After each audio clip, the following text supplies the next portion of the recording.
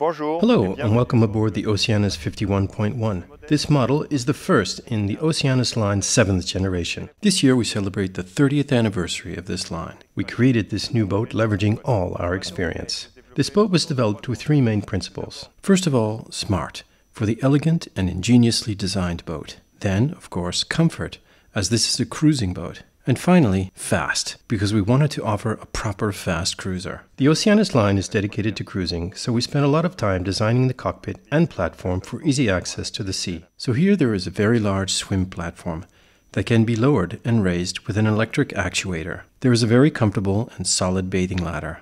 Concerning dinghy storage, instead of compromising the interior and reducing the size of the rear cabins, we opted for easy-to-use retractable davits. We designed the cockpit layout to offer you even more comfort.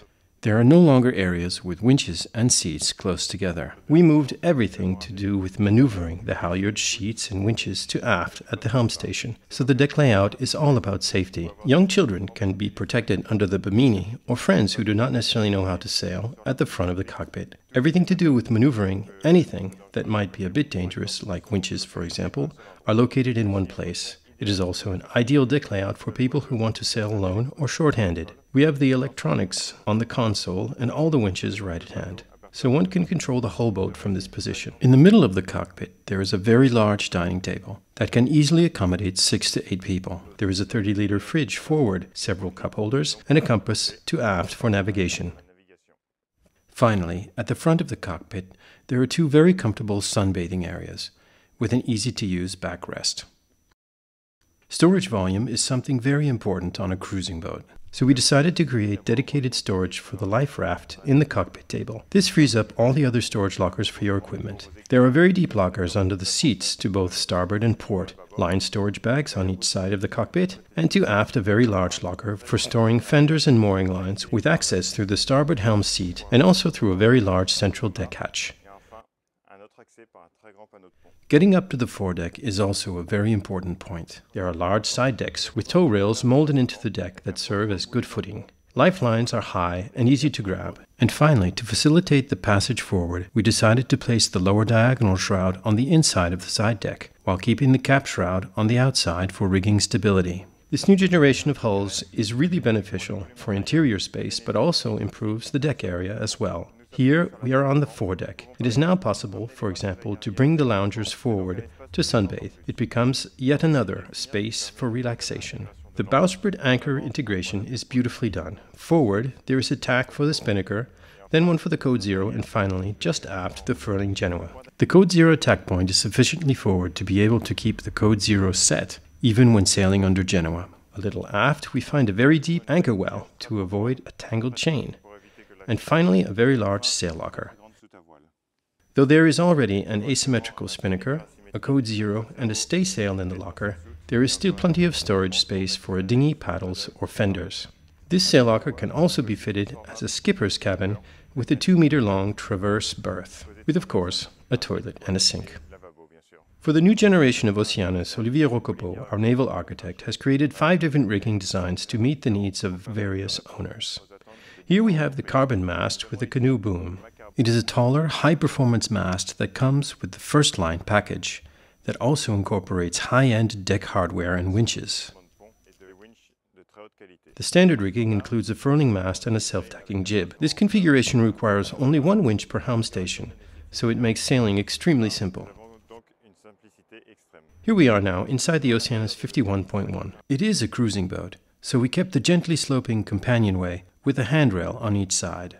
As you can see, the interior is very bright, with large hull portals, but also many deck hatches and many openings for good ventilation.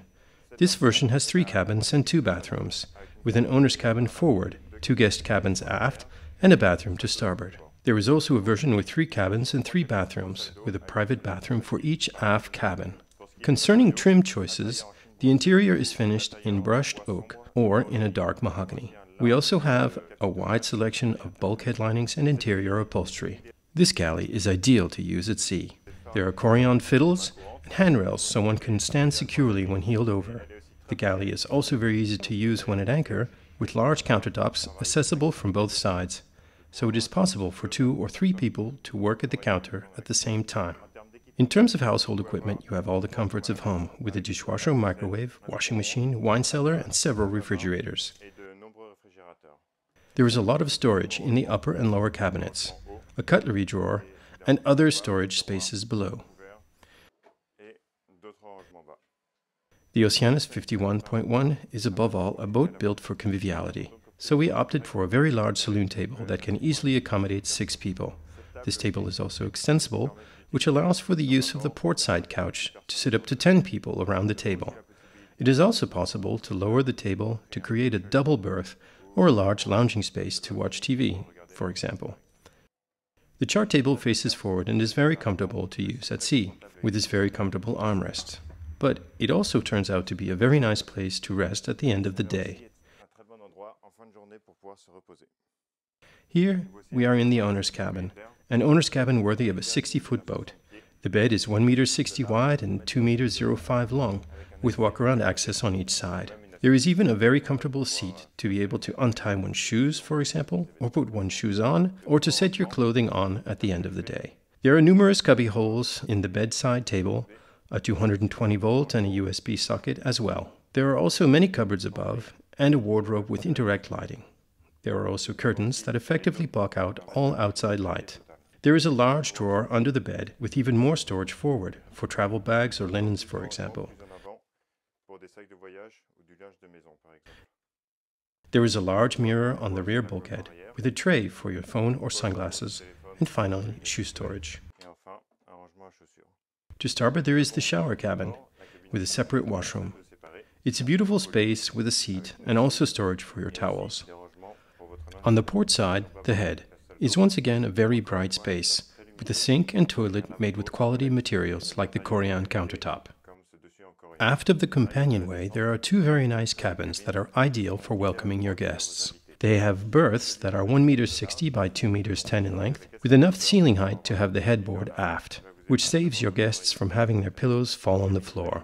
They are very luminous cabins with numerous portholes. They are also well ventilated thanks to the hatches. 220-volt and USB sockets are located at the headboard. There are many storage spaces along the hull and 2 wardrobes to the front of the cabin. To starboard, there is a very nice washroom with a separate shower stall. There is access via the lounge or directly from the starboard aft cabin. Considerable time was spent on the technical design of the boat to allow easy service access to everything to do with valves or electrical panels. Take, for example, the engine compartment. Here we have the 110 horsepower propeller shaft engine. Look at all the space there is around the engine to perform maintenance. It is an ideal workspace, and there is also the possibility to access the rear of the engine through both aft cabins. The standard version includes an 80 horsepower engine with a sail drive. There is also the option of an 80 horsepower dock and go. Thank you for coming aboard for this visit of the OCEANIS 51.1, the first in the OCEANIS line's 7th generation. Smart, comfort, fast. Come and judge for yourself at the next boat show.